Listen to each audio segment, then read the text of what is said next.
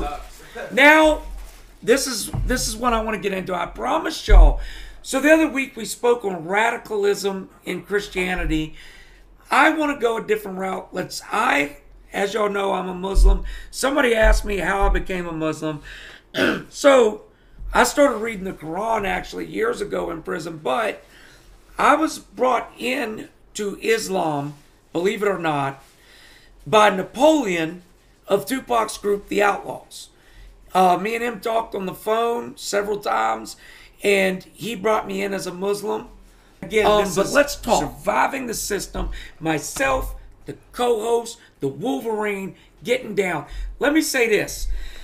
There's a big misconception going on out there. People talk about all Muslims are racist. No, you are thinking about a BS group called the Black Muslims that was created by Louis Farrakhan.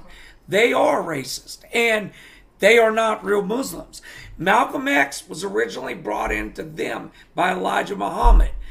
He then found out that Elijah Muhammad had duped him.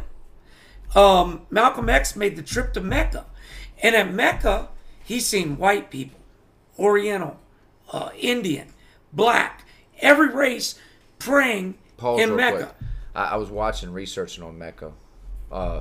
Do you have to be a Muslim to even go to that city? I heard, no. Okay. No, you do not. I heard in somewhere it said you had to even be a Muslim to go there. To go in there, you have to be a Muslim? In the temple, you inside do. In the temple. What's it called again? Yeah.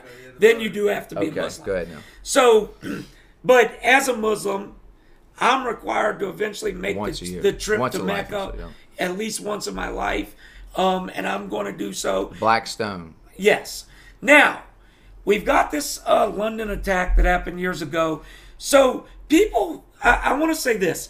People think that all Muslims are out here radical, plotting on America.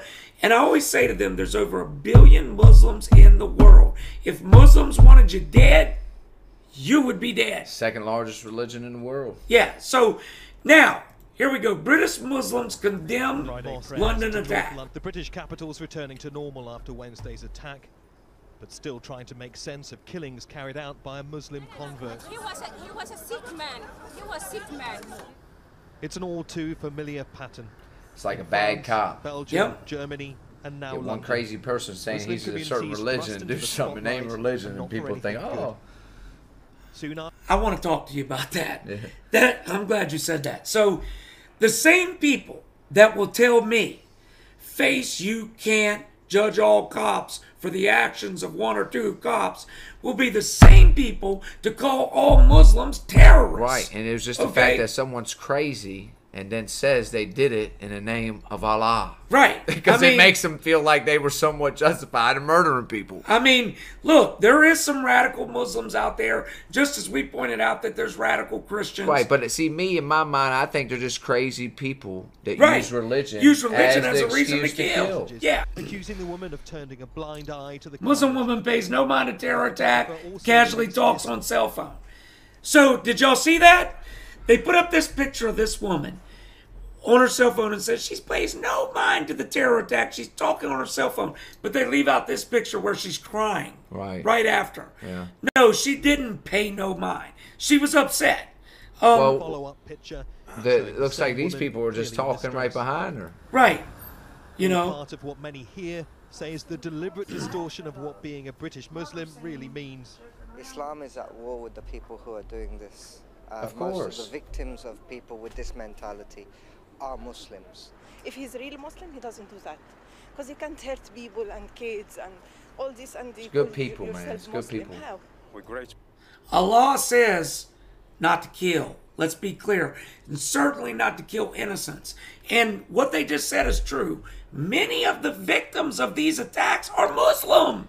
And I always tell people in every situation, I've had a lot of situations, they say, oh, this, that. I say, tell me how it's affecting you. Give me the situation that you can point out that you know a Muslim that's this, that, and the third. See, me, I can point out numerous situations that I've dealt with Muslims for years, every day, 365 days a year. I'm talking about my friends, you know what I mean? And they Muslim, pray every day, tell me not to tell their brothers what we do sometime, the whole nine. So I know them. So I ask people, well, do you know a Muslim? Have you ever been around them? You ever hang with them? You ever And if listen? you don't, They you don't have a right to judge. Don't have nothing to do. It's like people, and I hate to go off subject, talking about gun rights, Right. but they have all their gun rights. Right. And they talk about, worried about someone taking them. Talk to someone who has their rights taken and then ask them who took them. Yeah, and that's it. That's a good point. Yeah. So for this you'll country, hear. because It's a sick it's man. given us such opportunities, and I will defend this country.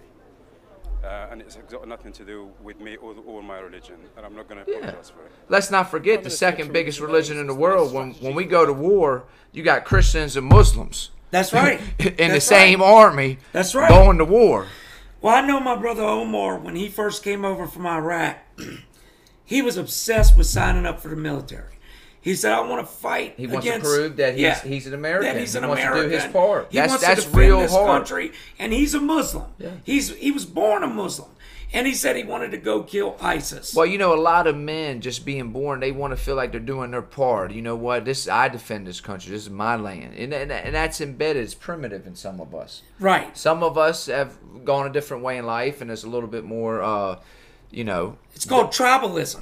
There you go. Tribalism is when, you know, you're like, this is my people, and anybody that's not my people, I'm against them, you know.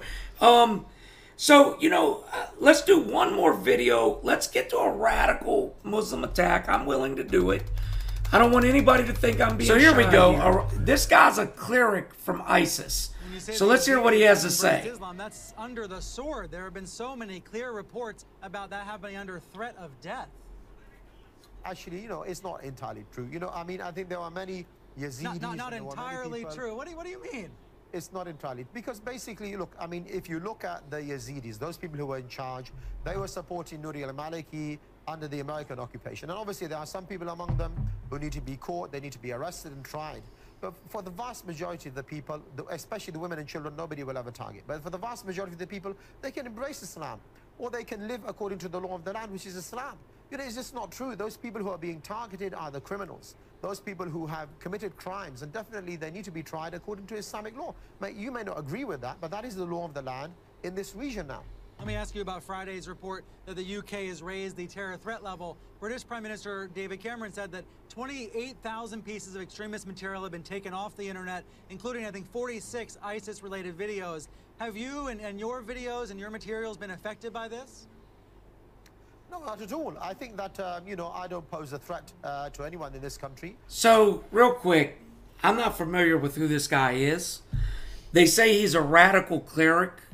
I don't know what classifies him as radical. Him saying that he's going by Islamic law and not right, and not the government. Right. Well, that does make sense. And look, I will say this. I am a Muslim, and I do not believe that any city or state should be ruled by Islamic law. I don't agree with that.